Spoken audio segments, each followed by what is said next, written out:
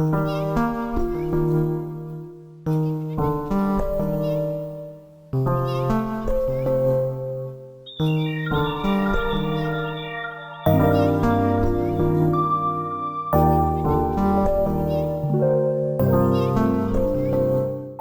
this is how I have transformed my hair from oily, greasy scalp with so much of hair fall. Split ends नहीं है, मुझे dandruff नहीं है, मेरी scalp बिल्कुल healthy है एंड मैं कोई बहुत महंगे प्रोडक्ट्स यूज़ नहीं करती हूँ. ये वीडियो कोई स्पॉन्सर्ड वीडियो नहीं है. This is totally my experience and my experiment on how you can transform your hair 100% with 100% result within a month, within 25 days to a month. उससे ज़्यादा नहीं. As you can see, छोटे छोटे hairs आए हैं, बहुत सारे hair growth हुए हैं मेरे बाल में. And I don't use a typical, you know,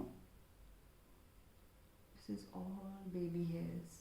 वैसे मुझे बहुत सारे मिस्टेक्स मैंने पॉइंट आउट किए थे, बट उन्हें मैंने 5 मेजर मिस्टेक्स में मैंने डिवाइड किया है ताकि इजी हो आपके लिए अपने हेयर केयर हैबिट में, अपने हेयर केयर रूटीन में उसे इम्प्लीमेंट करना.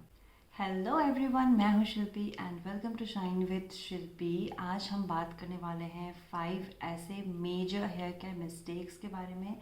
No matter you are a girl or a boy or anyone, ये वीडियो बहुत ज़्यादा इंपॉर्टेंट होने वाला है क्योंकि हम सभी को हेयर फॉल की इशू है.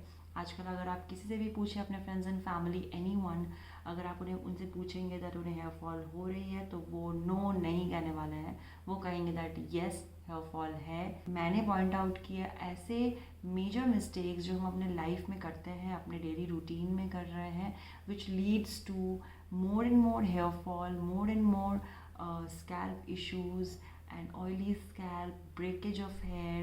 So आप इन्हें पॉइंट आउट करके एंड आप अपने हेयर फॉल को कंट्रोल कर सकते हैं. Zero hair fall, as you can see, zero hair fall, 100% results पा सकते हैं within less than a month. I can say 21 days to 25 days. You can try this. You can come in this comment section of this video and you can comment down after getting the results. I can guarantee you that. So without wasting much more time, let's get started. Number 1 is oiling your hair and your scalp massage.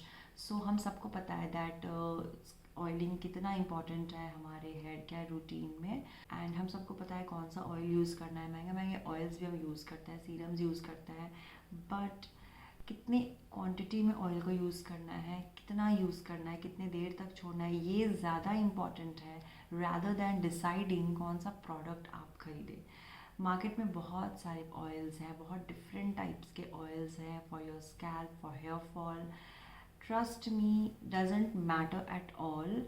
आप एक अच्छा light oil ले जो आपके scalp के लिए light weight हो. Heavy oil use ना करें आप, क्योंकि उसे रिमूव करना बहुत टफ हो जाता है. सो बिल्कुल लाइट ऑयल लीजिए अपने स्कैल्प के लिए एंड उसे बहुत ही थोड़े से अमाउंट में अपने स्कैल्प पे यूज़ करिए. Don't put it on a heavy amount. ज़्यादा अमाउंट लगाने की ज़रूरत नहीं है, उससे आपकी हेयर फॉल ठीक नहीं होने वाली, और भी ज़्यादा इंक्रीज़ हो जाएगी है. मैं खुद भी ये मिस्टेक करती थी काफ़ी सालों पहले. मैं बहुत ज़्यादा ऑयल मैं अपने स्कैल्प पे लगा लेती थी. ऐसा लगता था दैट सोक हो रहा है मेरा स्कैल्प ऑयल से, एंड देन मैं उसे छोड़ देती थी. एंड मैं स्कैल्प मसाज पे फोकस नहीं करती थी ज़्यादा. मैं बस ऑयल में स्कैल्प पे बहुत ज़्यादा ऑयल डाल लिया एंड देन दैट्स इट.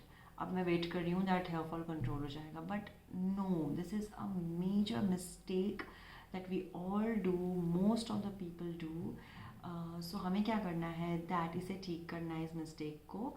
ज़्यादा ऑयल नहीं लेना है, थोड़ा सा ऑयल लेना है. कोई भी लाइट वेट ऑयल आप ले सकते हैं. कोकोनट ऑयल, जैस्मिन ऑयल आप यूज़ करें, it's very good for your hair. Almond oil is also very light, उतना हैवी नहीं होता. सो येस, आप कोई भी ऑयल लें जो आपको सूट करता हो एंड थोड़ा सा अमाउंट अपने स्कैल्प पे यूज़ करें और अपने टिप्स पे यूज़ करें. And the next step is to massage it.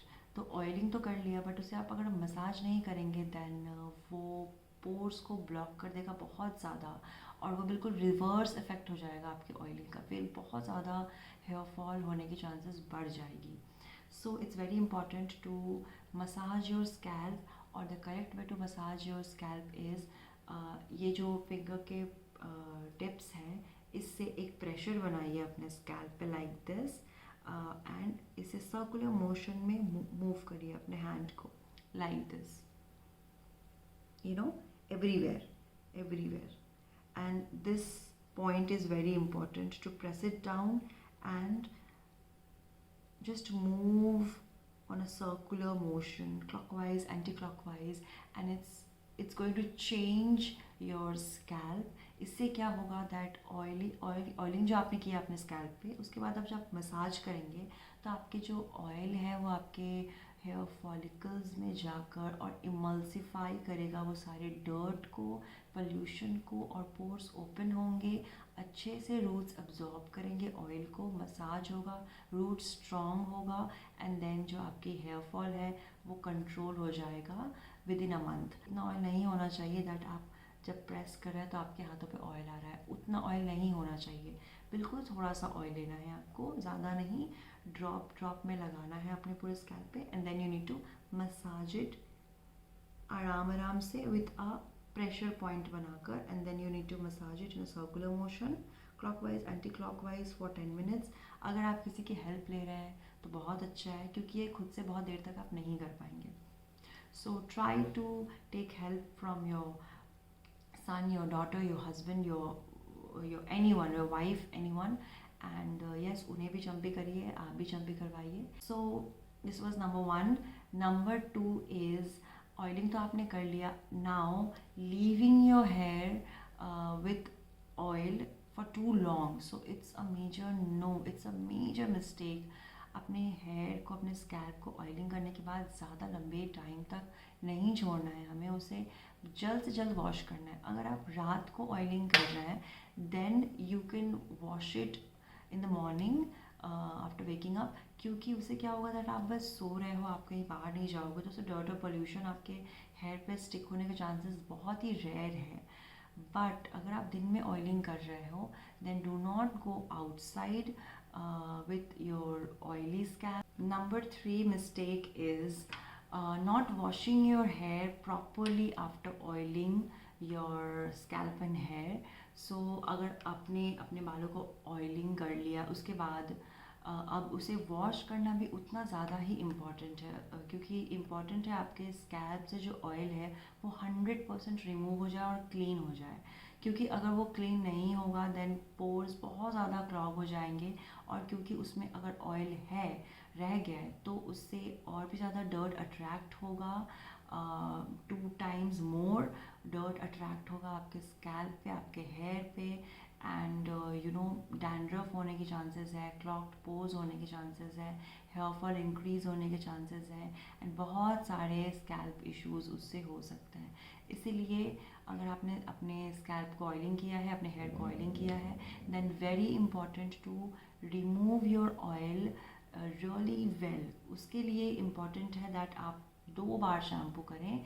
आपने स्कैल्प में ऑयलिंग कर लिया, अब आप जब शैम्पू कर रहे हैं तो एक बार शैम्पू को डाइल्यूट कर लीजिए in a good amount of water, और उसके बाद आधे प्रोडक्ट को एक बार आप वॉश करिए. उसके बाद पूरा लैदर किया आपने, आप ऐसे ब्रश यूज़ कर सकते हैं to really massage it on your scalp. और स्कैल्प मसाजर ये बहुत अच्छा मसाजर है, you can use this one, it's very helpful.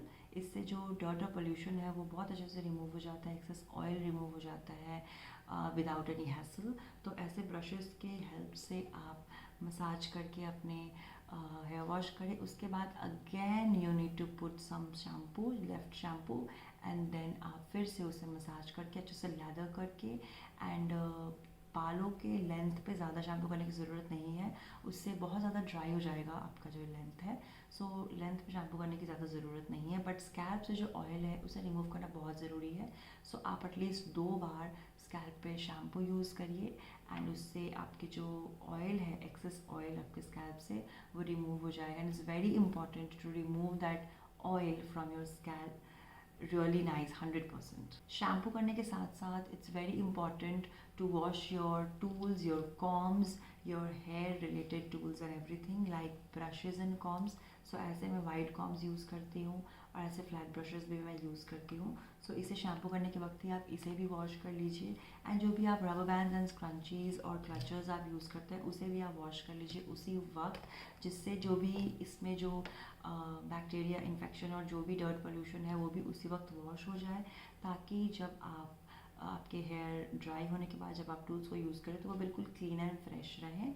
And इससे आप लंबे टाइम तक आप अपने स्कैल्प को ऑयली होने से रोक सकते हैं, आप अपने हेयर फॉल पर कंट्रोल कर सकते हैं, आप डैंड्रफ से बच सकते हैं। So it's very important to also clean your tools and clean your scalp really well.